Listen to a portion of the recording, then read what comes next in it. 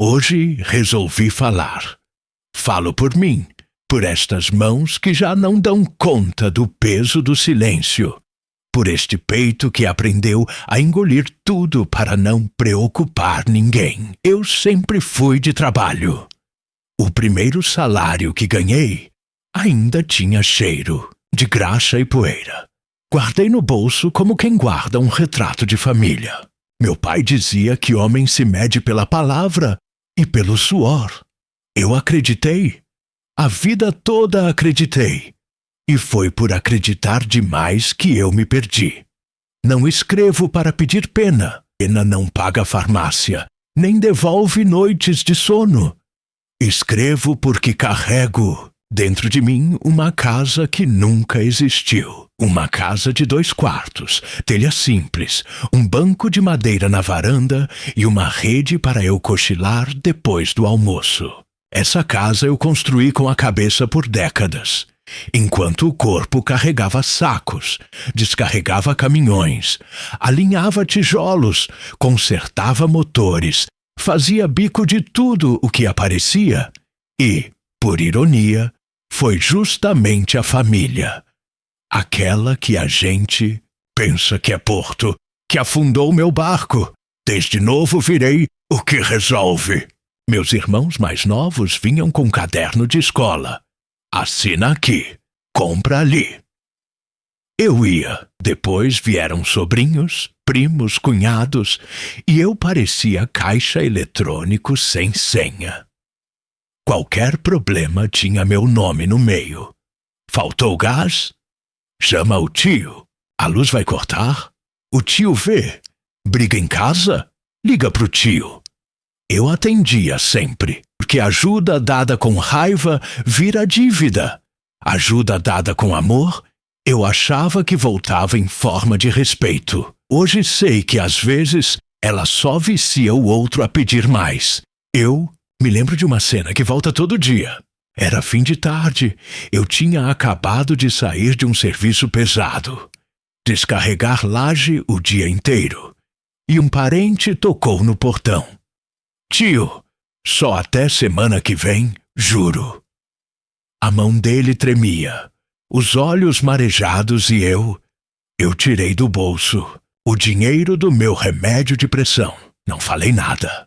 Sorriso curto, um tapinha nas costas, e a promessa voou como folha em dia de vento. Semana que vem não chegou, nem para ele, nem para muitos outros. O problema é que gente boa também se acostuma a ser salva pela própria bondade. Eu gostava do papel de ombro, confesso. Dava sentido aos meus dias chegar exausto e, mesmo assim, sentir que tinha sido útil. E tem outra coisa que custa admitir. Eu tinha horror à ideia de dizer não. Não, fecha a porta, deixa o ambiente cortante. Não, desenha uma solidão ao redor. Então, eu dizia sim, e segurava a barra, as contas, o mundo. Os anos e poucos, a exploração foi ficando mais afinada. Não vinha mais no grito, vinha no jeitinho. Um parente mais hábil se aproximou de mim com uma proposta que parecia nascer de carinho. O senhor trabalha demais e não guarda nada. Deixa que eu separo uma parte, invisto direitinho. Compro a casinha no nome do senhor. O senhor só precisa continuar fazendo o que sempre fez. Eu ouvi casinha e vi a rede balançando, o banco na varanda, o cafezinho passado. Topei. Entreguei a mês uma fatia do meu suor. Sem recibo, sem papel timbrado, só confiança. Palavra de família, dizia ele. Palavra. Como pesa hoje essa palavra.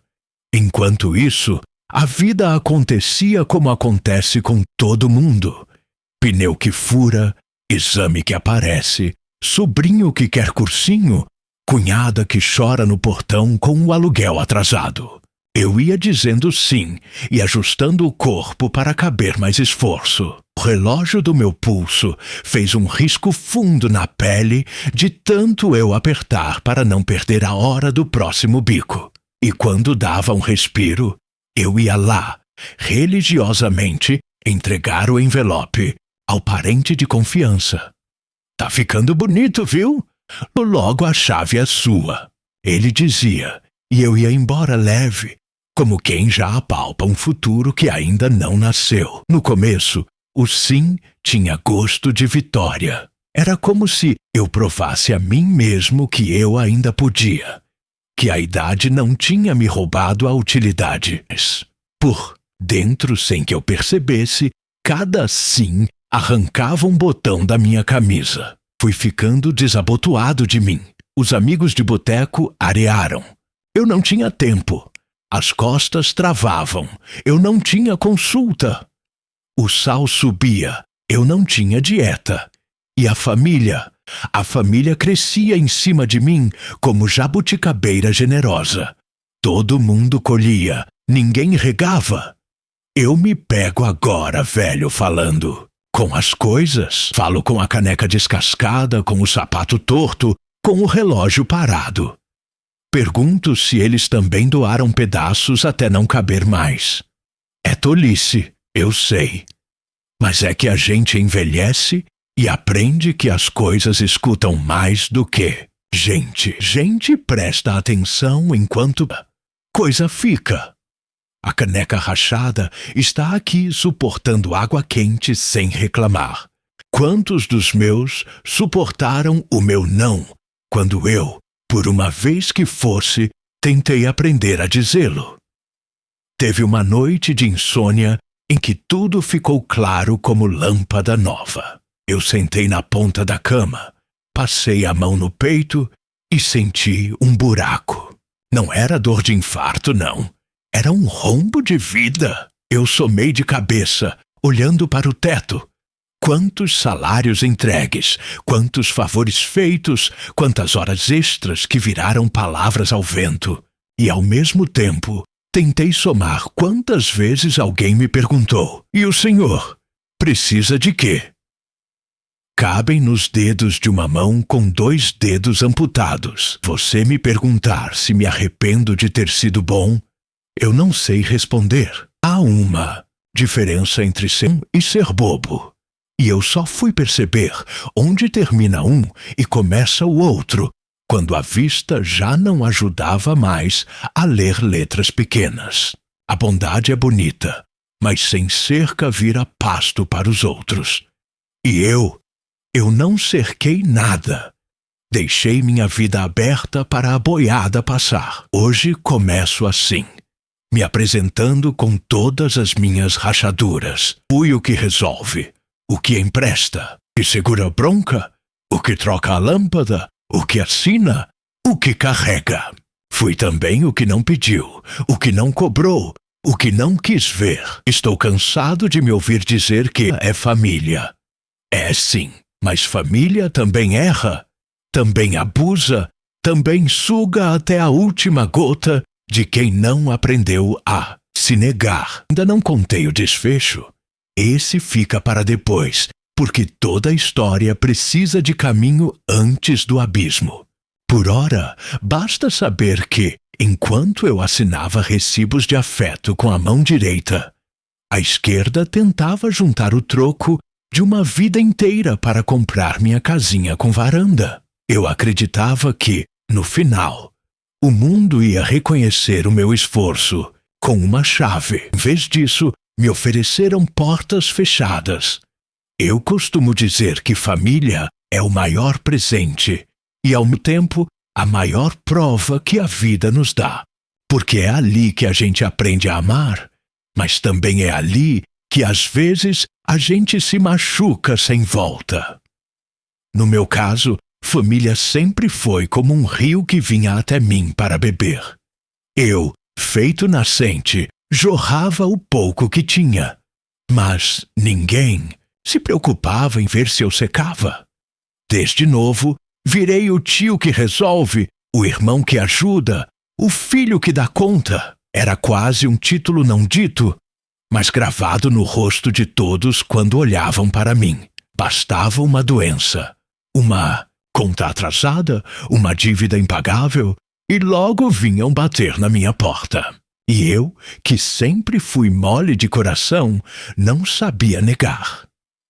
Lembro de um primo que apareceu chorando, dizendo que a filha ia perder a matrícula na escola porque não tinha como pagar. Eu havia acabado de receber de um serviço pesado na construção civil. O dinheiro mal cabia para as minhas contas, mas entreguei metade para ele.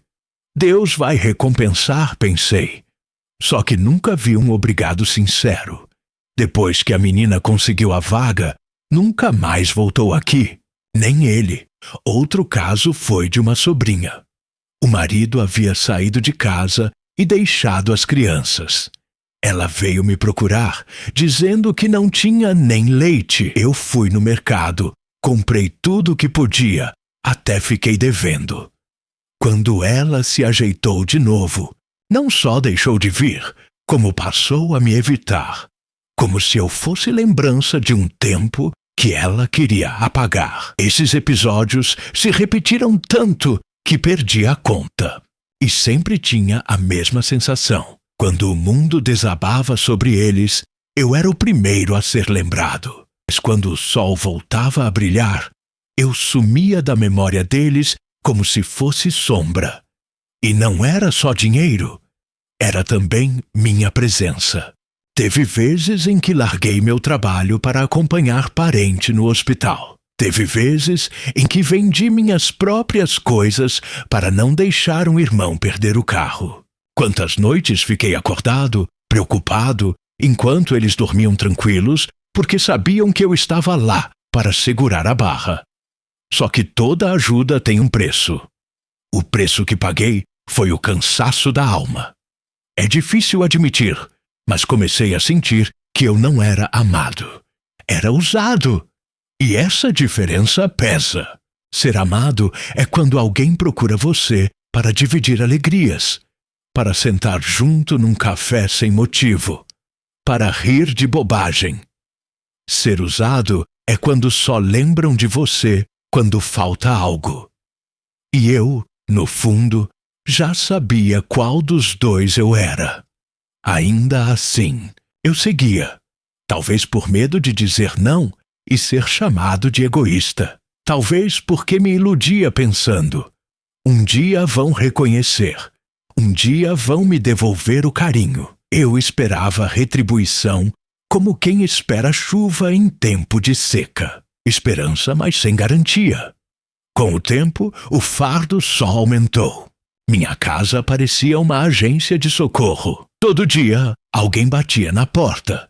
E eu me acostumei a abrir com sorriso, mesmo quando por dentro doía. E cada vez que entregava um pedaço de mim, sentia que ia ficando mais vazio. O que mais machuca é que eu acreditava. Eu acreditava que se eu fosse bom, se eu fosse útil, se eu fosse aquele que todos podiam contar, então, no fim da vida, eu teria alguém para segurar minha mão. Hoje, escrevendo isso, não tenho certeza.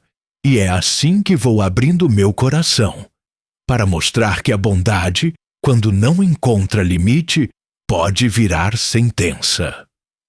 E que família, quando aprende a usar sem agradecer, deixa cicatrizes que nem o tempo consegue curar. E tinha também a frieza que vinha depois. Quando eu estava doente, poucos apareciam.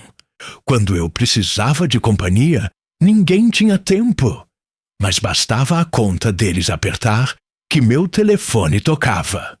E eu, tolo, atendia. Certa vez, precisei de ajuda para consertar o telhado da minha casa. Liguei para um sobrinho que já tinha me pedido tantas coisas. Ele disse que não podia, estava ocupado. No mesmo fim de semana, descobri que ele estava na praia, rindo em fotos com os amigos. Eu fiquei sozinho em cima da escada, ajeitando telha, quase caindo. E naquele momento, pela primeira vez, senti uma raiva profunda. Mas a decepção maior era psicológica, porque não era apenas o dinheiro ou o favor, era a sensação de não ser visto, de ser apenas um meio nunca um fim. Eu começava a duvidar de mim mesmo. Será que eles gostam de mim ou só do que eu posso oferecer? Essa pergunta me acompanhou por noites inteiras, me tirou o sono, me fez desconfiar até dos gestos de carinho. Eu tentava disfarçar. No almoço de domingo, sorria, abraçava, fingia normalidade, mas por dentro o coração sangrava. Cada vez que via alguém que eu ajudara a me tratar com descaso, uma parte de mim se apagava. E eu me perguntava, onde foi que eu errei? Talvez eu tenha errado em acreditar demais. Talvez eu tenha errado em nunca dizer não.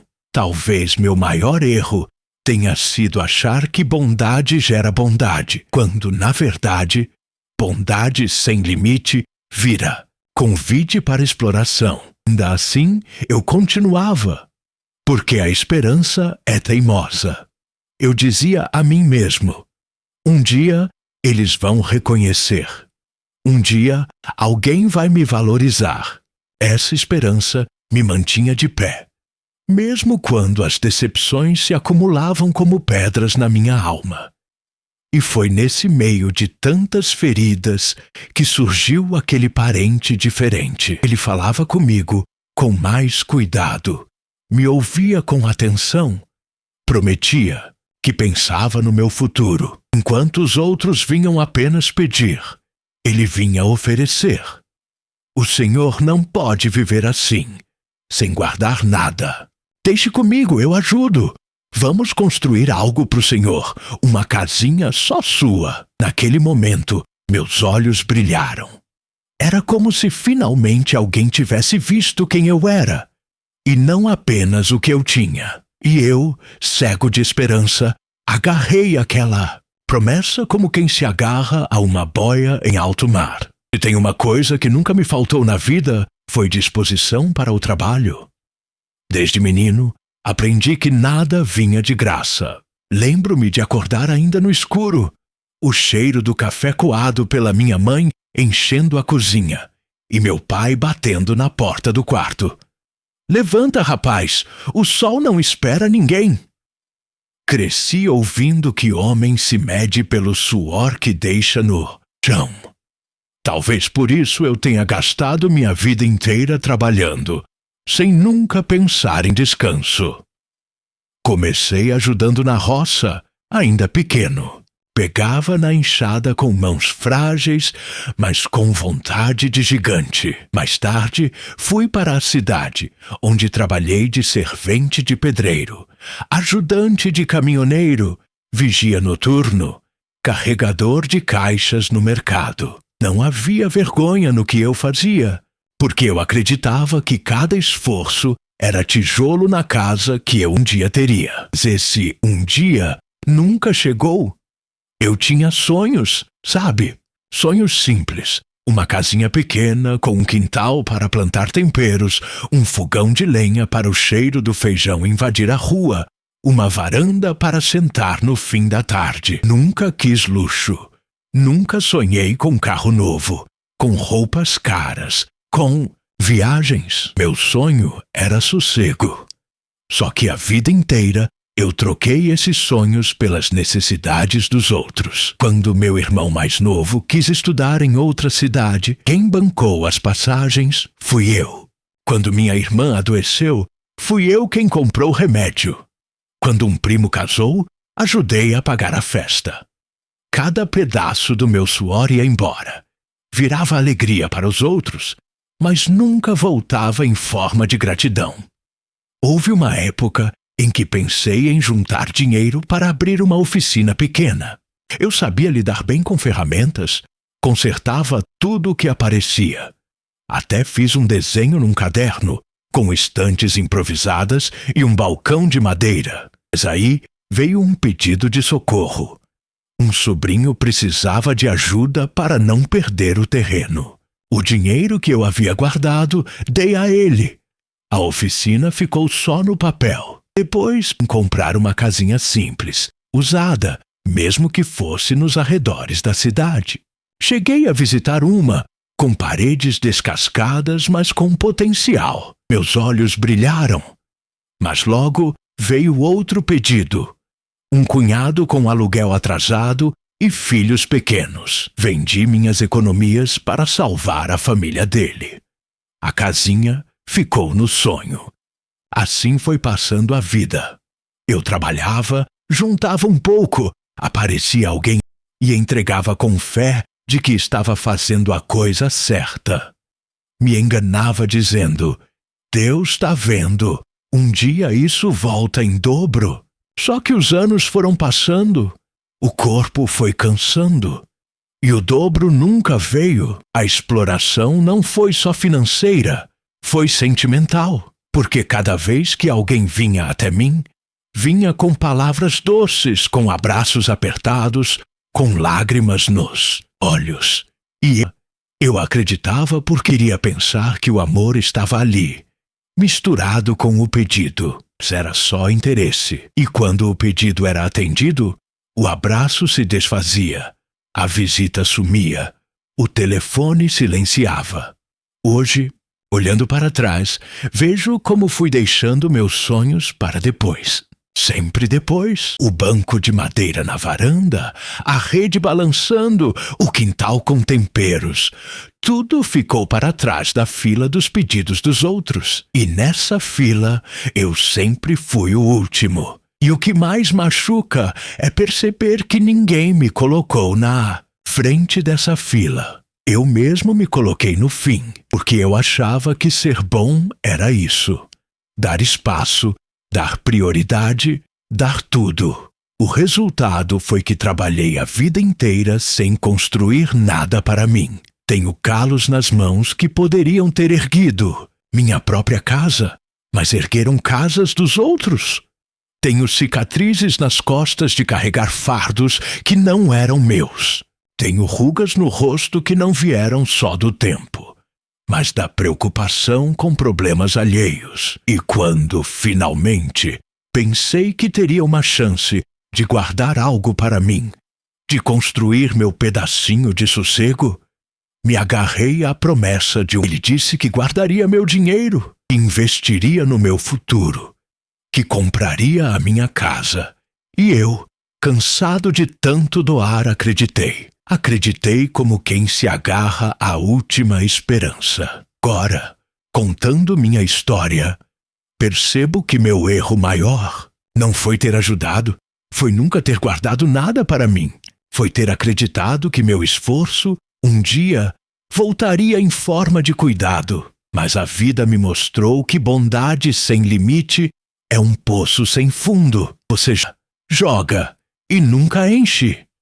E foi nesse poço que eu deixei a minha vida escorrer. Na minha vida, aprendi a lidar com todo tipo de gente. Os que perdem de forma escancarada, os que disfarçam, os que somem depois de receber, e até os que voltam sorridentes só quando precisam de novo. Mas havia um que parecia diferente, parente próximo, de fala mansa, olhar seguro, sempre disposto a ouvir. Era o único que, quando vinha me procurar, não chegava de mãos vazias de palavras bonitas. Trazia também a promessa de se preocupar comigo. Ele dizia: "O Senhor trabalha demais, tio. Não pode passar a vida inteira dando e não guardando nada. O que vai ser do Senhor quando não puder mais carregar peso?" Essas palavras entravam fundo no meu coração, porque era isso mesmo que eu temia. Envelhecer sem nada, sem teto, sem segurança. Eu já estava cansado de sacrificar meus sonhos pelos outros. Quando ele falou em guardar uma parte do meu dinheiro para me ajudar a comprar uma casa, eu senti que talvez Deus estivesse, finalmente, me enviando um anjo disfarçado de parente. A primeira vez que entreguei um envelope a ele, senti uma mistura de medo e esperança. Era pouco, fruto de semanas de serviço pesado, mas era meu suor. Ele pegou com cuidado, colocou dentro de uma pasta e disse: "Fica tranquilo, tio, Esse dinheiro é sagrado. Tá guardado para o seu futuro. Logo a chave vai estar na sua mão. Aquelas palavras foram como música. Fechei os olhos e quase consegui ouvir o rangido de uma porta nova se abrindo. Sentir o cheiro de tinta fresca. Me imaginar estendendo uma rede na varanda. Pela primeira vez em décadas, senti que meu trabalho não ia escorrer pelos dedos mês. Após mês, fui entregando. Não era sempre o mesmo valor, porque tinha semanas em que o corpo falhava e eu não conseguia tantos bicos. Mas, no que dava, eu separava. Às vezes com sacrifício, deixando de comprar algo para mim.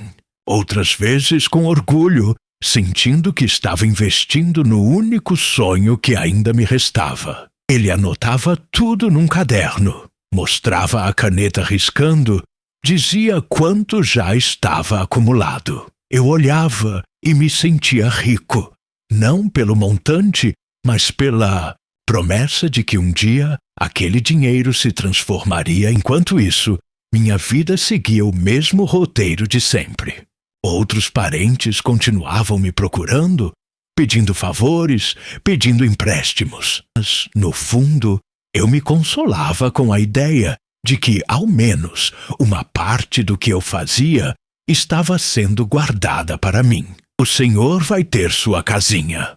Ele repetia, mim e eu. Confiava porque queria confiar, porque era essa esperança que me mantinha em pé nos dias em que as pernas doíam, em que o coração parecia falhar, em que a solidão pesava. Lembro de uma noite em que fiquei até tarde imaginando a casa. Vi cada detalhe na minha cabeça. As paredes caiadas de branco, o fogão de lenha no canto, a varanda com 2 cadeiras de balanço. Até imaginei onde penduraria um retrato antigo dos meus pais. Aquela casa se tornou minha oração. Não havia dia em que eu não fechasse os olhos e pedisse a Deus que me deixasse viver para ver esse sonho pronto. O parente era esperto, sabia me acalmar, sabia me dar segurança. Quando eu tinha alguma dúvida, ele dizia, confia, tio, tá tudo certo, o Senhor vai ver. E eu me calava. Eu queria acreditar que, pela primeira vez, alguém da minha família estava cuidando de mim, como eu sempre cuidei deles. De vez em quando, alguns detalhes me deixavam inquieto. Uma resposta atravessada, uma promessa adiada, um papel que nunca era mostrado de fato. Mas eu afogava a desconfiança, repetindo para mim mesmo, é família, não vai me enganar. E assim, ano após ano, entreguei meu suor em envelopes. Cada nota era um pedaço da minha vida, um domingo sem descanso, um remédio adiado, uma refeição mais simples. Mas eu entregava sorrindo, porque acreditava que no fim, aquilo viraria a chave de uma casa. O tempo, no entanto, é mestre em revelar verdades. Eu só não sabia ainda que aquela confiança cega seria a armadilha mais cruel da minha vida. Não sei se o senhor ou a senhora já viveram assim. Cada dia levantando da cama com a certeza de que aquele esforço, aquele suor, não ia se perder no ar, mas se transformaria em algo que valia a pena. Pois foi assim que passei anos da minha vida. Acordava cedo, mesmo com os ossos rangendo, e me agarrava à ideia de que cada moeda guardada pelo meu parente estava me aproximando do meu sonho. A minha casa. Trabalhava em tudo o que aparecia. Carregava sacos de cimento, empurrava carrinho de areia, capinava terrenos, descarregava caminhão no sol quente.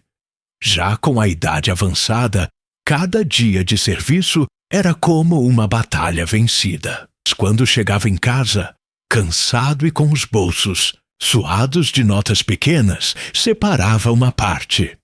Não importava o quanto, podia ser 10, 20, 50. Eu dobrava o dinheiro com cuidado, colocava no envelope e esperava o dia de entregar. Quando o encontrava, sentia até orgulho. Ele recebia o envelope, sorria e anotava no caderno. Já dá para começar a sonhar, tio. Estamos chegando lá, meu negócio. Coração se aquecia como se ele tivesse me mostrado a planta da casa. O que me mantinha vivo era a imagem dela. Eu fechava os olhos e via cada detalhe. A varanda com o banco de madeira, o cheiro do café no fogão de lenha, as telhas refletindo o sol da manhã. Não era só uma casa, era a materialização de uma vida inteira de sacrifícios. Era como se cada calo da minha mão fosse um tijolo, cada dor nas costas fosse cimento. E enquanto outros continuavam a me explorar, parentes que batiam na porta para pedir empréstimos, favores, socorro, eu me consolava com a certeza de que, pelo menos, uma parte do meu esforço estava sendo guardada para mim. Aquilo me dava forças para continuar dizendo sim, mesmo quando já queria dizer não. Houve uma vez em que fiquei doente. A pressão subiu, o corpo pedia repouso, mas mesmo assim fui para o trabalho. E porque eu pensava na casa.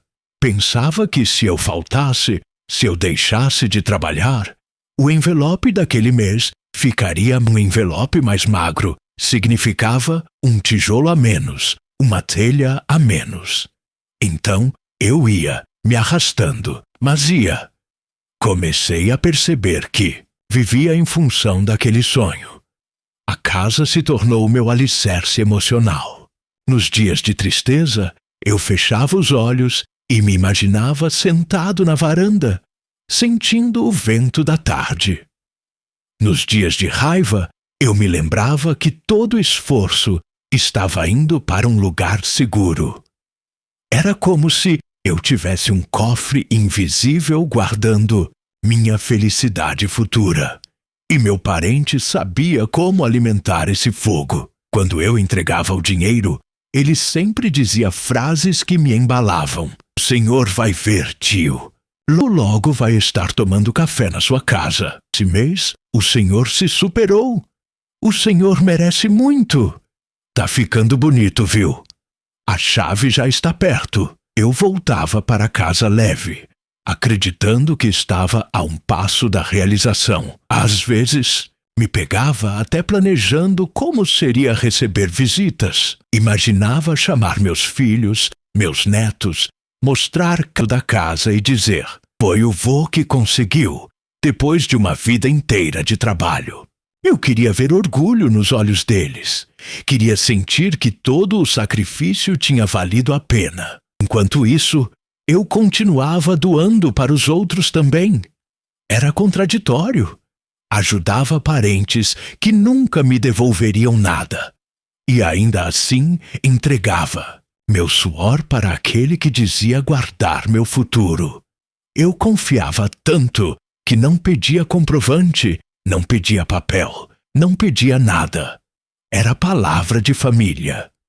E palavra para mim sempre foi sagrada. A esperança acumulada me fazia até ignorar sinais. Às vezes ele respondia de forma vaga, outras vezes mudava de assunto, mas eu não queria ver.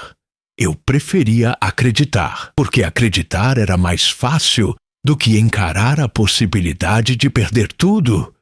E assim os meses viraram anos, e com eles, meu corpo foi perdendo a força, mas meu coração ganhava fôlego só de pensar.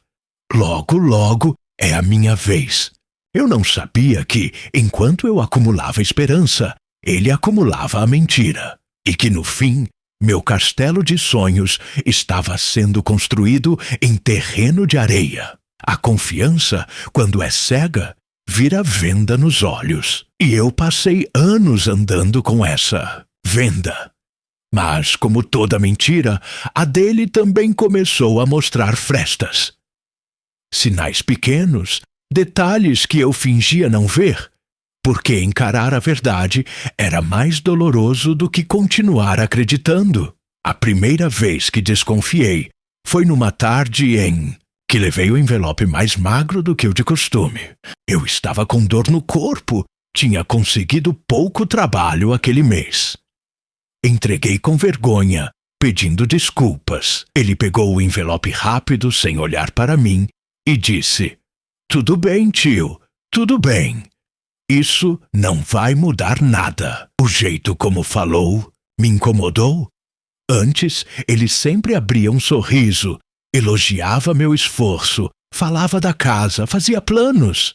Naquela vez, foi frio, automático, como quem só queria enfiar o dinheiro no bolso e encerrar o assunto. Saí dali com o coração apertado, mas me convenci de que era apenas cansaço dele. Outra vez, perguntei como estavam as economias. Eu queria saber quanto já tínhamos, se já dava para procurar uma casinha simples. Ele respondeu: "Deixa isso. Comigo, tio. O senhor confia, não?" "Confio", respondi, engolindo seco. Ele não mostrou o caderno, não disse valores, não deu detalhes. Só falou para eu confiar. E eu, feito bobo, confiei. Mas o pior foi quando, um tempo depois, ele começou a adiar nossas conversas. Eu ligava, ele não atendia. Mandava recado, demorava dias para responder. Quando aparecia, inventava desculpas. Estava corrido, muito trabalho, a correria tá demais. Eu acreditava, porque queria acreditar. Mas lá no fundo, algo me dizia que havia algo errado. Teve um dia em que perguntei diretamente: "Já dá para ver alguma casa? Já tá perto da hora de a gente resolver isso?" Ele mudou de assunto na hora. Falou sobre futebol, perguntou dos meus filhos, me enrolou. E eu, mais uma vez, calei a boca. Comecei a reparar em detalhes que antes ignorava. Um relógio novo no pulso dele. Um celular caro que não combinava com a vida que ele dizia ter. Roupa nova, carro emprestado de amigo, festas. Enquanto isso, eu continuava com meus sapatos gastos, minha roupa remendada, meu corpo cansado. Mas é jovem, merece viver, eu pensava, tentando me enganar. O importante é que está cuidando do meu futuro. Na verdade, eu já sentia a mentira batendo à porta. Mas o medo de confirmá-la era maior. Fosse verdade, significava que todo o meu esforço, toda a minha vida teria sido jogada no lixo. Então, eu preferia me convencer de que estava errado, de que a minha desconfiança era apenas coisa da minha cabeça cansada. Minha filha certa vez me perguntou: "Pai, o senhor já viu esse dinheiro? Já pediu para ele mostrar?" "Não precisa, filha. Ele é de confiança." "Família." Ela olhou para mim com tristeza, mas não insistiu. Hoje percebo que ela enxergava o que eu me recusava a ver. Era como viver em dois mundos. Num, eu alimentava meu sonho. A casa, a rede na varanda, o cheiro do café. No outro, a realidade dava sinais de que tudo não passava de ilusão. E eu ficava oscilando entre os dois, como quem anda em corda bamba. Cada vez que notava um detalhe estranho, eu corria para a lembrança do sorriso dele quando prometia: "Logo o senhor vai estar com a chave na mão." Era nessa lembrança que eu me agarrava, mas no fundo, algo em mim já sabia. Quando as promessas começam a ser adiadas demais, é porque talvez nunca tenham sido verdadeiras. O tempo foi passando, e os sinais de alerta se acumulando.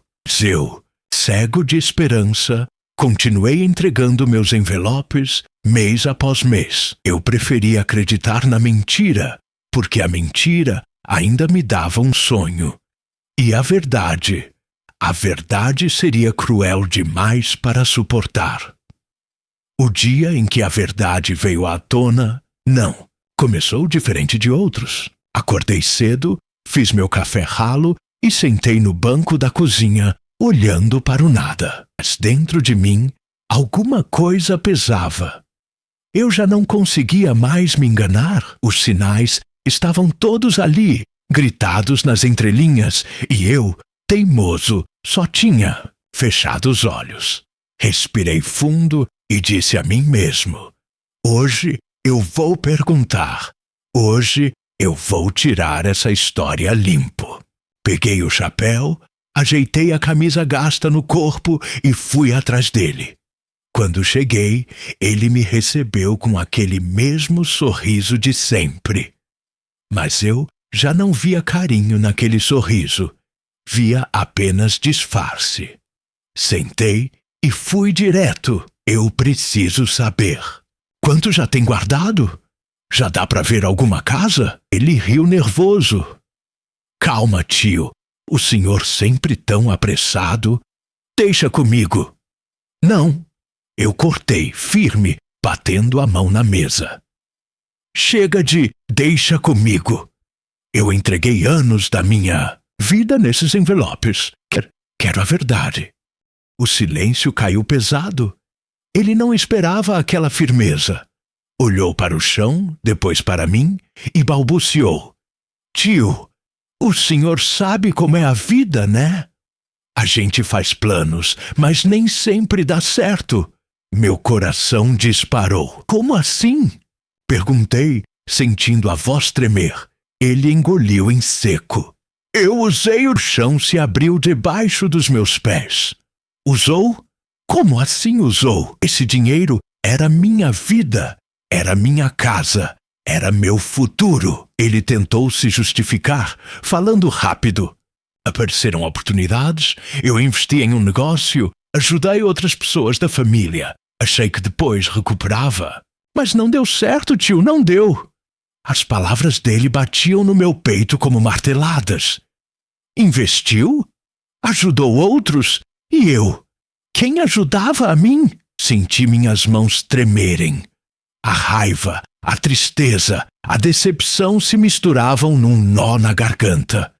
Eu me levantei devagar porque as pernas pareciam de chumbo e disse apenas: então quer dizer que todo o meu suor, toda a minha esperança, você jogou fora? Ele tentou segurar meu braço. Tio, eu juro que não foi por mal. Eu pensei que estava fazendo o melhor. Afastei a mão dele. O melhor para quem? Para mim não foi. Você me tirou tudo. Saí dali cambaleando como quem leva uma facada nas costas. A rua parecia girar. O ar sumia dos meus pulmões. Sentei no meio-fio e chorei. Chorei como criança, com soluços, sem vergonha, porque a dor era maior do que eu. Eu não chorava só pelo dinheiro perdido. Chorava por uma vida inteira de confiança desperdiçada. Chorava porque percebi que não era só ele. Era todo um padrão. Eu sempre dei, sempre confiei, e no fim sempre fui usado. Voltei para casa como um homem derrotado. Sentei na cama, olhei para as mãos calejadas e pensei: para que tudo isso? Cada calo, cada dor nas costas, cada noite sem dormir, tudo tinha ido parar nas mãos de alguém que não soube valorizar. A imagem da casa, que me acompanhou por tantos anos, se despedaçou na minha frente. O banco na varanda, o fogão de lenha, a rede balançando. Tudo virou pó. Naquela noite, não consegui comer. Fiquei olhando para a parede, revivendo cada entrega, cada sorriso falso, cada promessa adiada. E a pergunta ecoava na minha cabeça: como eu pude ser tão cego? A verdade é que eu quis ser cego, porque acreditar na mentira me mantinha vivo. E agora, sem mentira, o que restava era um vazio imenso. No dia seguinte, ele tentou me procurar. Mandou recado, disse que queria conversar, que tudo se resolveria. Eu não quis ouvir. Não havia mais conversa que curasse o que ele fez, porque não era só o dinheiro que ele levou. Foi minha esperança, meu sonho, minha confiança. E quando alguém rouba a confiança de um velho, rouba também o pouco de futuro que lhe resta. Desde então, carrego essa ferida aberta. Já não sonho com casa, com varanda, com rede. Sonho apenas com paz. Mas até a paz parece ter fugido de mim. E é isso que mais me dói. Perceber que não foi apenas um parente que me traiu, foi a vida inteira que me escapou pelos dedos. Depois daquele dia em que descobri a verdade, nunca mais fui o mesmo. Era como se tivessem arrancado um pedaço de mim. Não só o dinheiro, mas também a coragem de acreditar nas pessoas. O que ficou foi um vazio enorme, difícil de explicar. Não era apenas a falta de notas e moedas que eu entreguei durante anos. Era a ausência de sentido, de propósito, de confiança. Passei a viver como quem carrega um corpo cansado e uma alma quebrada. De manhã, quando acordava, o silêncio da casa parecia zombar de mim.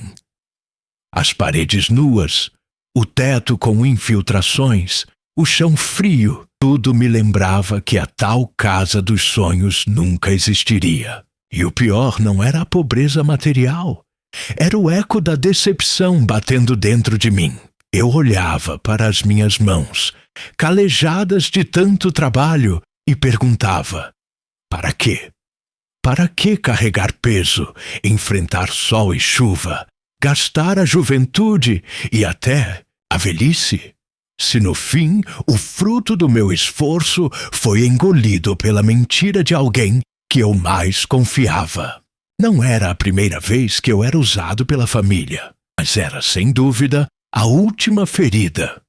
Porque até então, mesmo com as decepções, eu guardava uma pontinha de esperança. Pensava, da próxima vez vão me valorizar. Não, agora eu sabia que não tinha próxima vez. O que me restava era a certeza amarga de que eu vivi para os outros e que ninguém viveu por mim. As visitas diminuíram. Antes, minha casa era porta aberta para todos que precisavam. Agora, quando a notícia se espalhou de que eu já não tinha nada a oferecer, ninguém mais aparecia.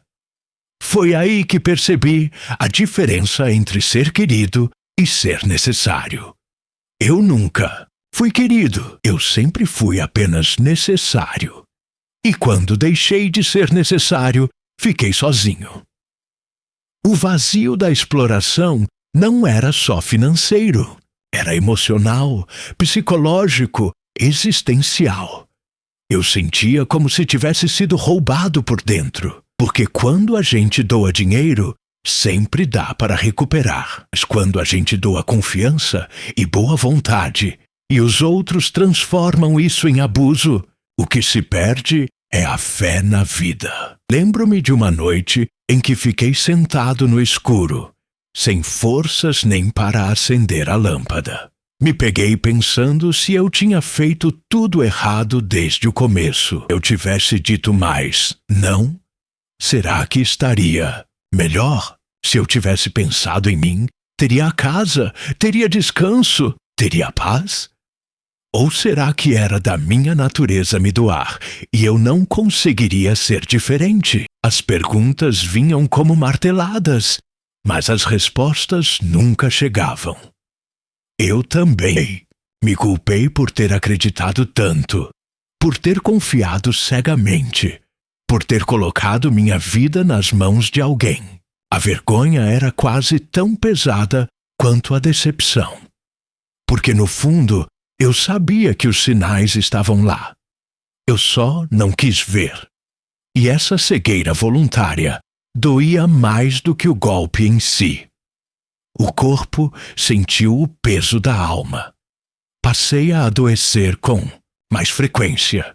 A pressão subia, a respiração falhava, o sono me abandonava.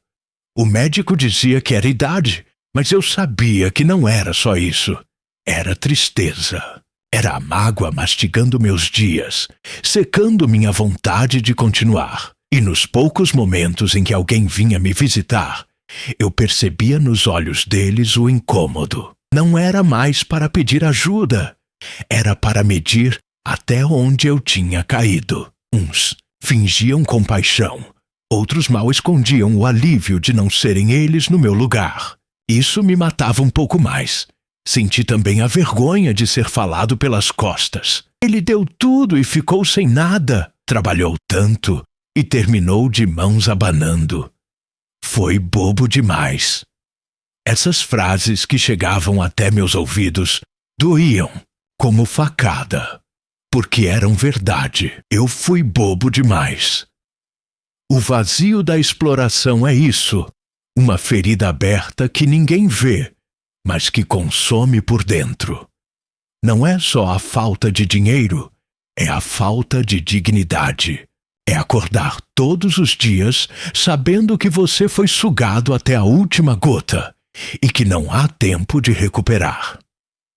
Hoje, quando caminho devagar pelas ruas, vejo casas que poderiam ter sido minhas. Portas pintadas de novo, janelas iluminadas, varandas com redes balançando. E penso, aquela poderia ser a minha vida. Mas não é. A minha ficou no bolso de alguém que nunca me devolveu nada. E o pior é que não foi apenas uma pessoa que me traiu. Foram todos aqueles que, ao longo dos anos, me exploraram sem nunca olhar para mim como ser humano.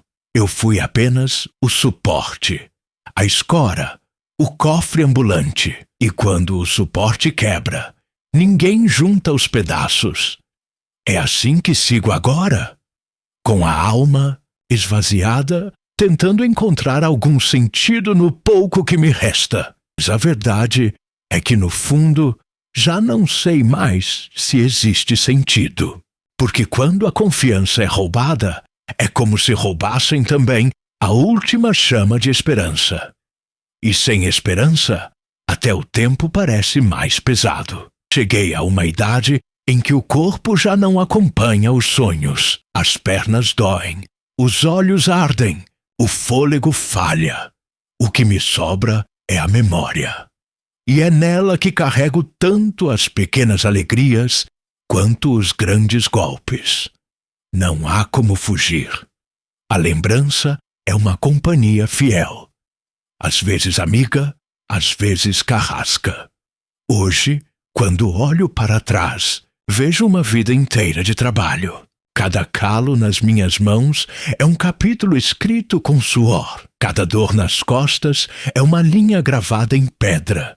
Eu deveria sentir orgulho, mas o que sinto é uma mistura de vazio e mágoa. Porque tudo o que construí, tudo o que lutei, foi entregue nas mãos erradas. O dinheiro que dei nunca mais voltou.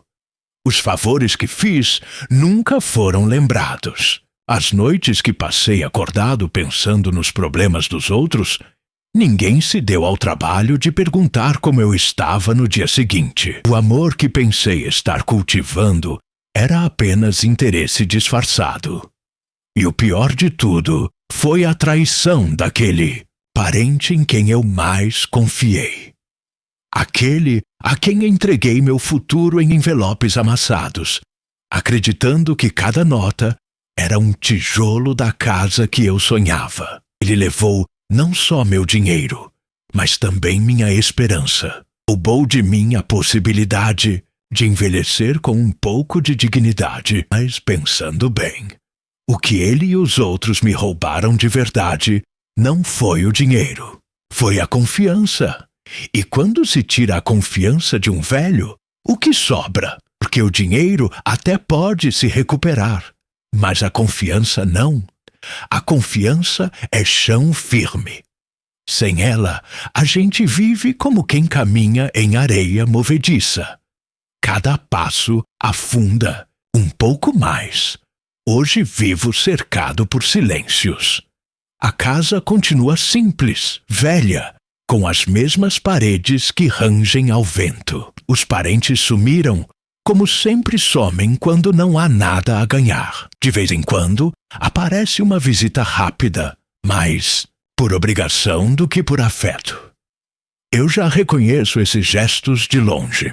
Sorrio, mas por dentro sei que não é carinho, é costume. No fundo, estou sozinho.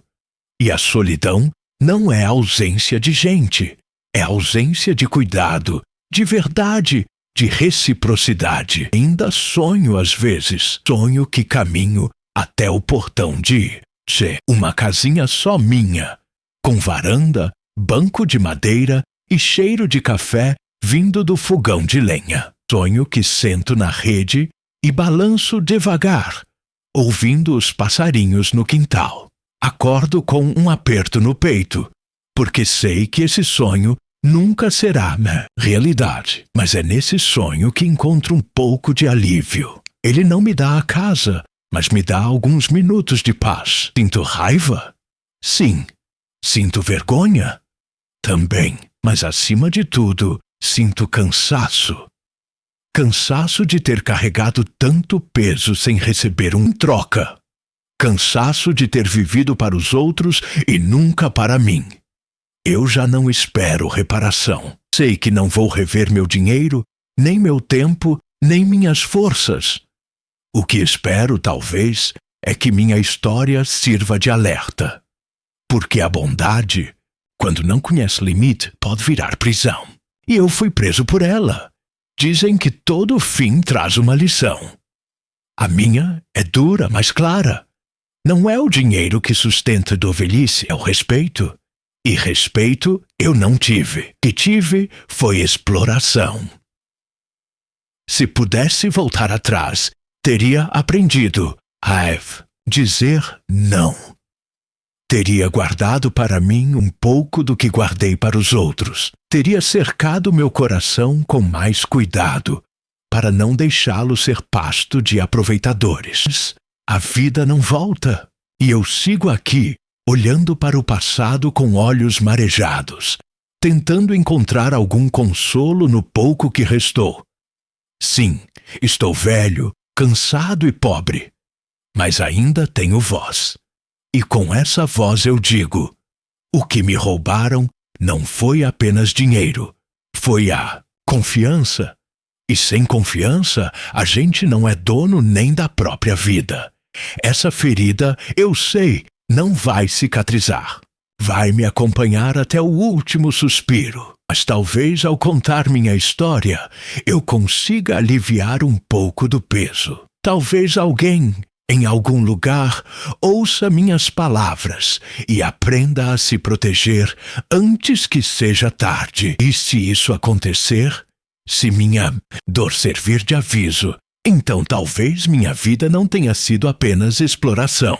Talvez, mesmo ferido, eu ainda consiga deixar, porque no fim, o que resta de um homem não é o que ele perdeu, mas o que ele deixou de ensinamento. E eu deixo este. Confie sim, mas não cegamente. Ajude, mas não se esqueça de si mesmo. Ame, mas saiba dizer não. Eu não soube, e por isso carrego essa ferida aberta.